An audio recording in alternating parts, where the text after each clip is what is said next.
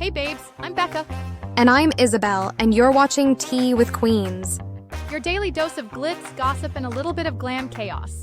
We're talking celeb scandals, secret hookups, and all the drama they wish we'd ignore. Trust us. If it's trending, we've already got the receipts. So pour yourself a drink and buckle up. Because the tea is piping hot.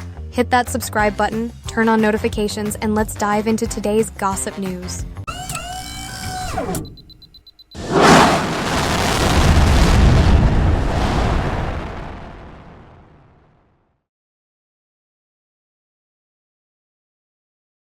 So, here's the scoop. Former Astronomer CEO Andy Byron might, get creative and sue Coldplay over that kiss cam incident. Yeah, that infamous moment at the concert near Boston. Interesting. Wait, so he's thinking of taking legal action because of a comment he, wasn't too thrilled about, right? Exactly. Chris Martin said something like, either they're having an affair or they're just very shy, which, according to legal experts, could be construed as defamatory if Andy can prove it. Right. But isn't defamation a tough claim to make? I mean, you have to show that the remarks were false and malicious, correct? Yes, and that's a major hurdle. For defamation, Andy would need to prove that there wasn't any affair, which is, pretty unlikely since nothing's been debunked, and both he and his colleague, Kristin Cabot, have spouses. Plus, the experts pointed out that, even if he did try, proving that Chris Martin knew or should have known the remark was false and made with malice is nearly impossible. Yeah, I can see that. So essentially, any suit against Coldplay would probably be seen as frivolous? Exactly. Attorney Cameron Dowlett-Shahi says it wouldn't really meet the defamation criteria, and it might just, keep Andy's indiscretion in the headlines forever. Right, that's a double-edged sword. And what about the privacy angle? Could Massachusetts two-party consent law come into play here? Actually, no. Since the incident happened on a public stage, Andy had, no real expectation of privacy. Recording at a concert is pretty standard, especially with all the fine print in the ticket terms that give organizers the right to record. Yeah, that makes sense.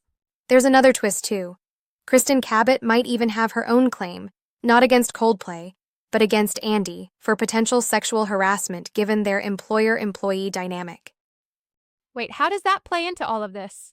So while Andy might think of suing over defamation, Cabot could actually, sue him instead for her own claims, right? Exactly, which really complicates things. If she can prove that his conduct was, both subjectively and objectively offensive and interfered with her work, that could be a stronger case than any defamation claim against Coldplay. That's a significant twist. And expert opinions, like from attorney Ray Seeley and Craig Weiner, suggest that even if Andy did pursue a lawsuit over the kiss cam scandal, it would just prolong the media circus rather than offer any real victory. True, it's like trying to fight a storm with a paper umbrella. So really, while the idea might sound tempting, legally speaking, it's pretty much a losing battle. Exactly. It's a classic case of how sometimes getting creative with lawsuits can backfire by simply doubling down on public attention and scrutiny rather than offering any clear legal victory. Yeah, definitely. Wow, what a hot mess. A legal pickle mixed with viral fame. It's like every scandal nowadays just fuels more headlines, right? Absolutely.